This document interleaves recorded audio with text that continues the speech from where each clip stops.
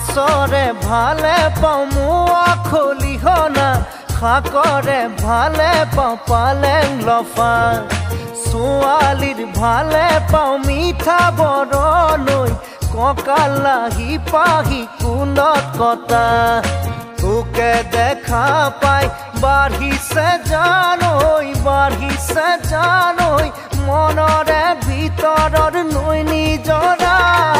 মাছৰে ভালে পাওঁ মোৱা খলিহনা শাকৰে ভালে পাওঁ পালেং লফা